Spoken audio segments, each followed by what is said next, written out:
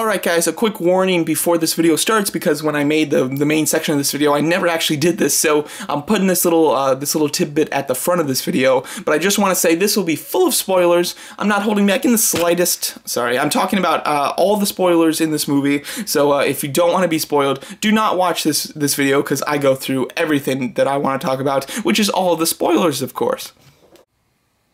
Mr. Transformers 96 here. I'm going to be doing a movie review. This time we have Avengers Infinity War. So I don't do movie reviews often, but I do try to do them on movies that are very important. And how can I not do one then for Avengers Infinity War? One of the most important, comic book superhero popcorn movies in the last couple of years. So this is very exciting. I was super stoked for the movie, saw it, and I really enjoyed it overall, I must say. So I'm going to try to touch on some things here. I've got myself a light list. There's a ton of things that I'd love to go through this movie just piece by piece and really discuss like all of my thoughts on it. However, I'm not gonna, I've just kind of picked out important things to talk about.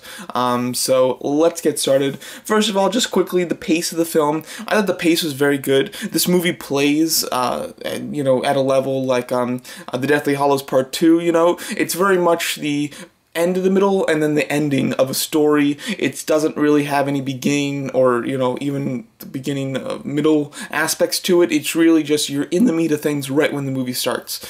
So that's nice when it comes to action and being able to enjoy things. Character development, it means it's not so much, because the next thing I want to talk about was the characters, and I went to write down a list of a few standouts character-wise, and I really couldn't think of any, because if I decided to do standouts, it would be more because they fought or had some cool scenes or something. But everybody's actual character, nobody gets really much any development here, and it's mainly because they've had development in their own individual films. So it's somewhat understandable because this is a very unique situation where these characters have all been set up before, but this story is very much centered around Thanos, and he is the one of the two characters that actually has character development in this. This is kind of Thanos' story, to be quite honest, and then Gamora is also developed here too. So that's quite nice, because Thanos, first of all, his motivations, I was very worried about his motivations in this movie, because I like his motivations in the comics. The fact that he enjoys, or that he is in love with death, and he's just trying to cause as much destruction and chaos to get her attention and to get her love. That's an interesting story, and I liked it. I was hoping they'd go for it in this movie, and they didn't, and they picked something that I would argue is even better. I actually really enjoyed it. I'm really glad that he's not just out for power, that he, grew up on a planet that was going to be, on the verge of self-destruction at one point. He offers a solution, they deny it, and then what he feared happens, and his whole world is destroyed, and therefore he, makes it his mission in life to cure the universe, and by doing that you have to wipe out half the population in the universe, therefore to reach sustainable levels for everybody, so that there isn't people in poverty, and that the planets will survive. So it's an interesting concept. I think what really sold it was the acting. The acting is quite good when it comes to Thanos. He's one of the best CGI characters acting-wise, because usually you can do some good stuff with CGI acting, but I really felt it here with Thanos. And I'm not even a big Josh Brolin fan either, but he impressed me. I thought that he did quite a nice job, and he really sold me on the fact that I believed this is that he believed that this was so important, and that this is the way to solve the world, and that he truly had mercy for what he was doing. So I very much enjoyed that aspect of it, and I think that was sold very nicely, I must admit. Now, Gamora, her development comes into the relationship with her and her father, the Mad Titan himself, Thanos, of course. We do get a flashback of how Thanos and Gamora met when he adopted her as a child, basically. That's a very interesting scene. I do like it. I like the fact that it shows that he has he's very twisted, but he has compassion, and he knows he believes that he is full of compassion, of course, which he obviously is not, but he is in some degrees, because his overall goal is to really help people, in his mind at least. So I do enjoy that, and I like his relationship with Gamora. I like the fact that he really does seem to care for her, and Gamora does seem to care for him slightly. She tears up after she thinks that she's killed him, and and that's very interesting. My only issue is it's not established in any other movies. For the last 2 Guardians of the Galaxy movies, it's been very clear that Gamora just hates Thanos. And, you know, she obviously does have hate for Thanos, but there's an underlining, you know, somewhat of a love or a, I don't know how you describe it, but a connection, even if it's just because she's been around him for so long, and he has been like a father figure. Even if he's not a good one, he's a father figure to her. So it would be interesting, and it would have been helpful to have somewhat established that, or if not established that, at least hint to it in previous films. They didn't, therefore it becomes quite a shock that she's like quite emotionally attached to him. I think that is kind of interesting. But however, it's really interesting for her character. And then the whole Soul Gem scene, I was very interested to see what the Soul Gem would be in this movie. It turned out to be completely different than I ever expected. I thought maybe the Soul Gem was going to be like somebody's actual gem, and they'd have to like, they'd be killed and sacrificed, and they'd have like the purest of hearts, you know, something like Captain America or something, and that would be the Soul Gem. That's not the case. The Soul Gem is a little more straightforward. However, I enjoyed the sequence because first of all, it brings us Red Skull, which shocked me to death. Like it just, you know, it's crazy. I love seeing Red Skull again. I never expected it to happen, so for it to happen really blew my mind, and I loved it as a you know, Marvel villain fan. However, just it doesn't really make much sense for Red Skull. Just like the character, I mean, now he's like a mystical guy guarding a gem. It doesn't make any sense for Red Skull himself, but I enjoy seeing Red Skull again, and it's much better to have him in this role than just some random person that we don't understand why they're there, you know? So I am glad to see what finally happened to Red Skull when he touched the Tesseract. So that's cool. That scene, I really enjoyed it. I thought it was played out very nicely when Thanos realizes what he has to do and how emotional he gets towards it, and what Gamora's reaction is, because she really doesn't believe that he truly loves her, and then when she realizes it, she attempts to kill herself so that he can't succeed, but of course, it's too late, and he is able to kill her. So that's another thing. That let's get into the deaths. The Gamora is the biggest death in this movie. She is surprising. However, I had heard that they were focusing a little bit more on her in this movie, and therefore it led me to believe that possibly she would die. So it wasn't completely shocking to me, but I do think that it's very interesting, especially for the Guardians of the Galaxy team, because she's really the straight arrow on the team, so to take her out is kind of surprising, just narratively, because you've got a bunch of really reckless people with, you know, Star-Lord has his moments of clarity, but he's more reckless. She's the one that's a little more on point on the team, so taking her out, you're going to need to replace her with somebody else of that caliber, because otherwise the team's going to look they're going to be a mess, interaction-wise. So I think that, you know, from a narrative perspective, they do need to replace her with somebody who's going to be the straight man in that group. But I enjoy the fact that she died. Her relationship with Peter is good, but it's not great. So I am okay with her leaving, and I think that the way that she left was so good that that's what really makes me okay with it. The other deaths, one of the smallest ones is Heimdall. You know, it was time for him to go. He doesn't really add much. He's cool. Idris Elba's awesome, but he's expressed the fact that he doesn't like to be in these movies anymore. So get him out. That sounds great. He was a nice, good way to add a death that really doesn't hurt the films going forward. Then you have Loki's death. I did expect Loki's death, to be honest. I had heard from somebody that they heard that there was a death in the beginning of this film, and when I heard that, I automatically thought Loki. It just makes sense for Loki to die, since I figured that very early on Thanos would be after the Tesseract, and Loki at this point has really run out of places to go. So narratively wise, it's very good to take him out, because you keep going through the same routine with him. It's getting old. They've done everything that they can with that character. There's no way to refresh him without really changing him in a massive way. My issue is with how he went out. I didn't like the fact that he went out like trying to kill Thanos with the knife. I thought that was a little ridiculous. It would have been cool if he went out like really protecting his brother, like he did something, because otherwise he could have just like hit on the ship and then Thanos would have left and it would have been fine. It would have been great had Thanos attempted to kill Thor and Loki stopped him, and then Loki died and he basically traded lives. That would have been an excellent way to take him out. So although I'm glad that he's dead, because it's an impactful death and it won't hurt the movies going forward, I don't like the way that it was physically done. It could have had a more emotional punch, and they missed out on that opportunity. And then the other death is Vision. Vision did have a serious death. His death, I liked his story in this movie. I liked the way that he interacted with Scarlet Witch. I liked the fact that liked the position that they were in relationship-wise when this movie started. So I liked the fact that he died. I just didn't like... It was very brutal. Like, it was very emotional when Scarlet Witch killed him. And then when it was reversed and then Thanos killed him, it was very... like, just very matter-of-fact. He literally just rips the stone out of his head and crushing, like, a good portion, a good chunk of his head, and then just, he turns gray, and then he just throws him aside. It really wasn't, like, sad. It was more that they played up the fact that he got the last gem more than the fact that Vision just died. So that was interesting, but I am glad that Vision died just because, you know, I think that it works for this story. Let's see. Now, first of all, before I get into the ending and all of that, the interactions with the characters I thought were all very good. I enjoyed their interactions. They don't really character build very much, but it's fun interactions, and that's a good time. It makes for a good viewing experience.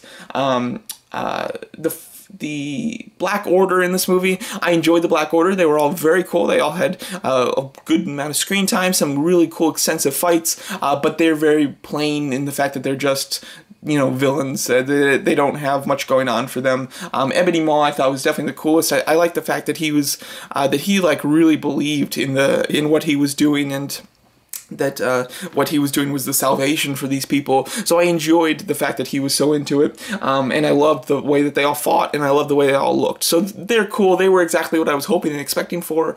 So that's awesome. But they're nothing like special going forward, of course. The Outriders, the army that Thanos has, they were one of the best armies that I've seen in the Marvel movies. I think probably the best, because all the armies, you know, the Sakaran, the Jatari, the Dark Elves, you know, just the extremist soldiers, they're all just there for the heroes to destroy, to have a big fun action sequence, in the Ultron Sentry, that the heroes can just bust through a million at a time.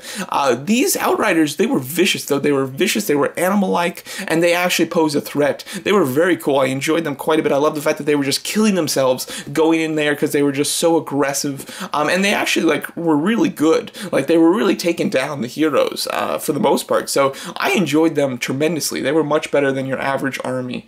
And then we have the fights in this movie. This movie is jam-packed with action sequences. Again, because the beginning has already been established in other films, there's not a whole lot of exposition, nor is there character development in this movie other than from Thanos and Gamora. So that leaves a lot of time for action sequences, and there's some great sequences. The Black Order has two great fights on their own, and then we get to Thanos versus half of the group on that other world, and then we have the big war at the very end with everybody versus the Outlanders and even some more of the Black Order members. You get some smaller fights there that last quite a bit. There's a ton of action, and it's all very fun. The movie itself is, I really enjoyed, like, the structure of it, other than the fact that there's one sequence that I didn't care for very much, and it's where Thor goes and makes his axe. It kind of drags the movie. It doesn't help anything. Like, seeing Peter Dinklage is kind of fun, but he's a little distracting, to be honest. Some people were even laughing in my screening the first time I saw it, which you don't want that in a scene that's supposed to be serious. So I don't think that it's necessary at all, because it doesn't build anybody's character, and it's not entertaining compared to what else is happening. Whenever it cut back to it, it was like a drag on the film. I very much would categorize it in the same degree as The Last Jedi, Finn and Rose's mission. It doesn't really do anything for the story, and it just is a drag on what's happening. Now, the thing that makes it better in this one is that the Finn and Rose story, that goes on for a very long time. That takes up, like, the entire movie. This one, it's only for a small portion of the movie, and there's only a couple scenes in it, so it's much shorter, which is good. It doesn't really help. I think had they just went there and been able to make it, like, without, like, restarting anything, you know, had he just been able to get there and then Peter Dinklage explain what happens and say, hey, you got to go to that star and open it, and not have the sequence where they, like, realign them, and you get, like, you cut down the dialogue in that scene. You just made it, like, really short and to the point. I think that would have made it acceptable, but as it stands now, it's kind of an eyesore in the movie, to be honest. And then the gems. Before I talk about the ending, the last thing I want to talk about is the gems themselves. I was expecting very much to the fact that he'd just be collecting these gems, and as he collects them, he just gets general power. And because it would be too much for the audience, like a general audience, to remember what each gem does and how he can use them, so I expected them just to do general power, and they did not. And I was very pleased with this. They actually do they use each gem for what it's supposed to do, and they showcase that via the fact that the gem that he's specifically using lights up, and then he does what he's doing, which is extremely fun. He absolutely, power is the easiest one to do, and he uses power quite a bit. Space he uses whenever he teleports or he levitates things like that. The reality gem he uses quite a bit, and in really fun, cool ways, where he changes the reality of the situation, and he changes the